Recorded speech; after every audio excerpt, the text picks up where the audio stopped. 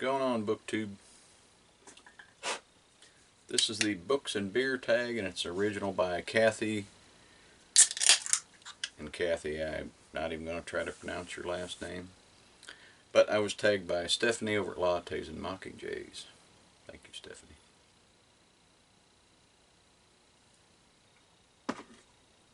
Okay, so you have prompts, and you got to sync up a type of beer with a book. Oh, let me get this out of the way.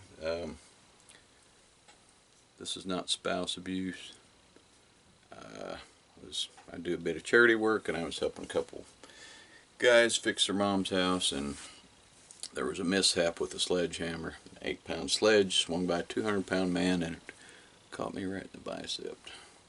Fortunately, I was holding floor joist up, and I think a little bit of flex helped cushion the blow, because I didn't look at it till I got home, because frankly I was afraid to. Or let me say I was a little concerned. And there goes the telephone.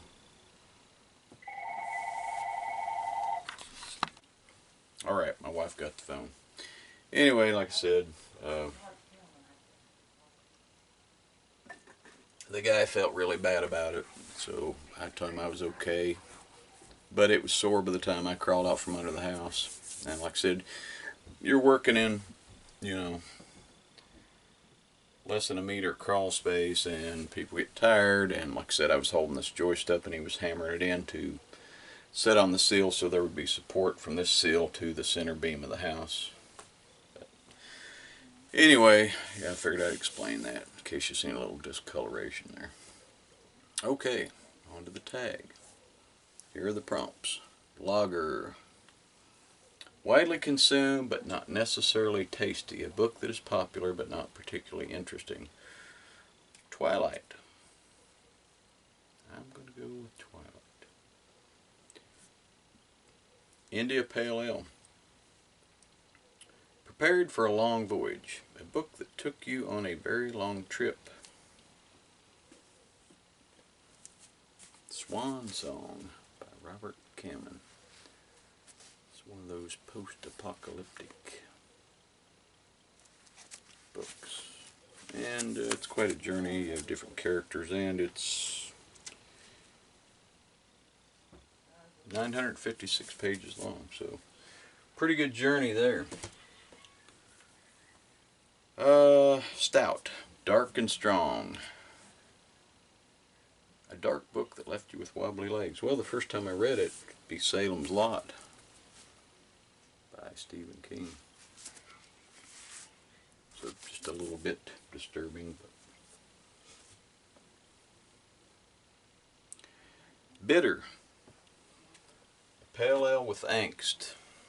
A book or character with an I'm different than everyone attitude. I recently read this one, and the guy was definitely different, and that's A Prayer for Owen Meany by John Irving. And this was a 5-star read for me. I think I just got dive bombed by a friggin' bug again. They love it back here in my junk room. Okay, next one. Saison. Hoping I'm pronouncing that correctly. Extra bubbles and flavor, but less of a punch. A light read with something interesting. Okay.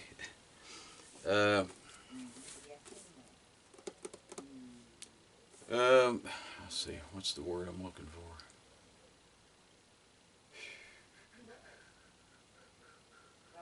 Anyway, this guy's a fellow Breathitt County, and we used to work with the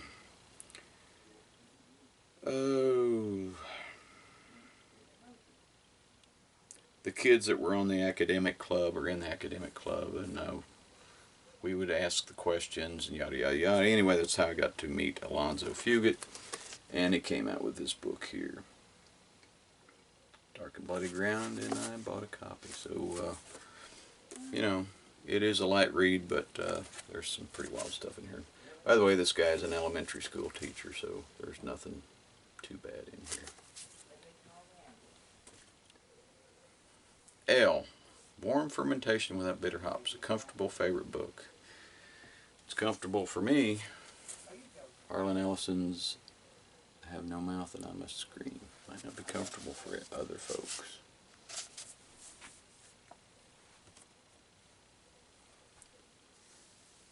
Eisbach.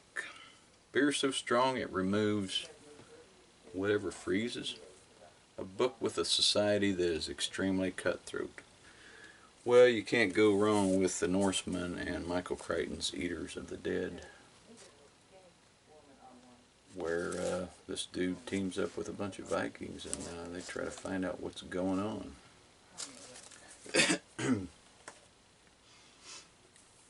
Goes. Sour and sometimes salty. A book with some acid or that made you salty. Well, this book here, I like sci-fi. I guess this might have been a bit too hard-boiled for me, but tried to read it. Couldn't figure out what the freak was going on, so I DNF'd. So that's it for that one. Lambic. Wild yeast beer fermented in old open barrels. A book with an outlandish premise that was worth the time you invested. Read a few of those, but I'd have to go with Slaughterhouse-Five by Kurt Vonnegut, because the premise is a bit wild, but it definitely works. Wait a minute. Dubell. Monastic Brewing, a book so important that you had to read it at least twice.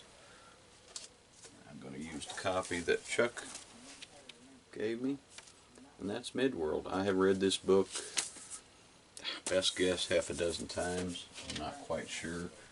The first time I read it, I think I was like 11, so you can figure I'm 56 now. I've read it a few times. Okay, Barley Wine, so much alcohol that it can't be classed as mere beer. A book that should have been a series, or a series that packed a lot into a few books.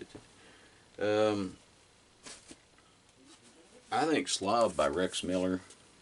This guy was a experiment that they tried out in Vietnam, and he came back to the States and he just couldn't quit killing. So there was a lot more potential in one book for this, and I kind of would like to have seen that. Seasonal.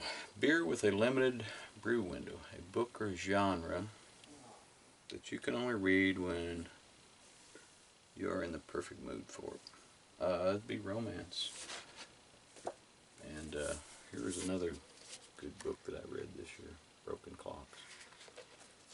And romance, to me, you know, if it's good literature or the storyline is good, it doesn't matter what genre it is. But, you know, I don't read a lot of romance, but this one was fantastic here. And Pete over at Comfy Cozy Up suggested this one, so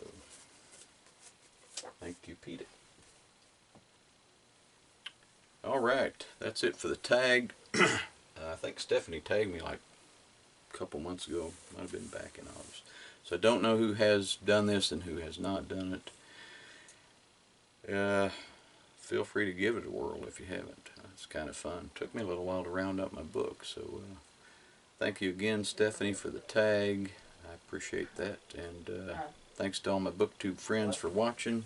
Cheers, my friends. I will catch you on the next one. Bye.